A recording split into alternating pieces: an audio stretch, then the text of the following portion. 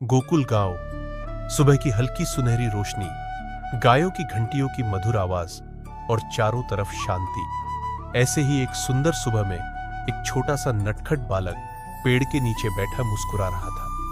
वो था कान्हा। उसकी आंखों में हमेशा शरारत चमकती रहती थी। आज भी कृष्ण कुछ नया करने की सोच रहे थे। आज तो कुछ बड़ा मजा करना है, उन्होंने धीरे से खुद से कहा।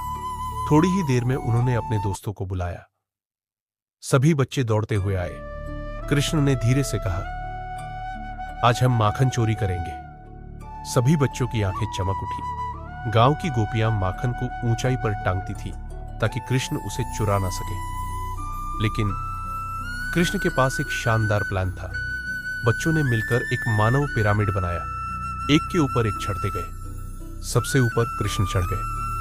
धीरे धीरे उन्होंने मटकी तक हाथ बढ़ाया और धड़ाम, मटकी टूट गई और माखन चारों तरफ बिखर गया। अब क्या था? सभी बच्चे माखन खाने लगे। कृष्ण के चेहरे पर भी माखन लगा हुआ था। सब जोर जोर से हंस रहे थे। तभी गोपियां गुस्से में वहां पहुंची। कृष्ण, फिर से माखन चोरी। और तभी यशोदा भी आ गई। उन्होंने कृष्ण का कान पकड़ लिया। कान्हा, तुम कब सुधरोगे? कृष्ण ने मासूम चेहरा बनाया। मैया, मैंने कुछ नहीं किया। सब हंस पड़े, लेकिन कृष्ण का मन अभी भी भरा नहीं था। उन्होंने अपनी बांसुरी उठाई और बजाना शुरू किया। जैसे ही धुन बजी, कुछ जादुई होने लगा। गायें नाचने लगी, पक्षी गोल गोल उड़ने लगे, गोपियां अपने आप नाचने लगी। यहां तक कि यशोदा मैया भी नाचने लगी। बंदर भी आ गए और मजेदार डांस करने लगे। पूरा गोकुल अब एक डांस पार्टी बन चुका था। कुछ देर बाद सब थक गए। बस करो कृष्ण, सब चिल्लाए। तभी कृष्ण पेड़ के पीछे से बाहर आए। मुस्कुराते हुए सबने उन्हें घेर लिया। ये सब तुमने किया है? कृष्ण ने मासूम चेहरा बनाया और धीरे से मुस्कुरा दिए। अब माहौल शांत हो गया। सब हंसने लगे, लेकिन कृष्ण ने फिर सोचा, अब अगली शरारत क्या होगी? इस बार उन्होंने नदी की तरफ देखा और एक नया प्लान बनाया। दोस्तों को बुलाया, सबको छुपा दिया। थोड़ी देर में गोपियां पानी भरने आई। जैसे ही वो झुकी, छपाक, कृष्ण ने पानी फेंक दिया।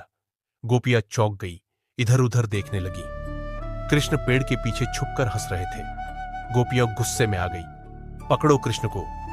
सब उनके पीछे दौड़ी, लेकिन कृष्ण पेड़ों के पीछे गायों के बीच छुपते रहे। जब सब कंफ्यूज हो गई, तभी पीछे से फिर पानी डाल दिया। अब गुस्सा भी हंसी में बदल गया, लेकिन शरारत अभी खत्म नहीं हुई थी। रात का समय आया। पूरा गांव शांत था। कृष्ण ने सफेद चादर ओढ़ ली और भूत बन गए। गोपियां दिए लेकर चल रही थी। अचानक भूस, कृष्ण उनके सामने आ गए। गोपियां डरकर भागने लगी। तभी कृष्ण हंस पड़े और चादर हटा दी। सबको समझ आ गया, ये कृष्ण की शरारत थी। गोपियां गुस्सा हुई, फिर सब हंसने लगी। कृष्ण भागने लगे।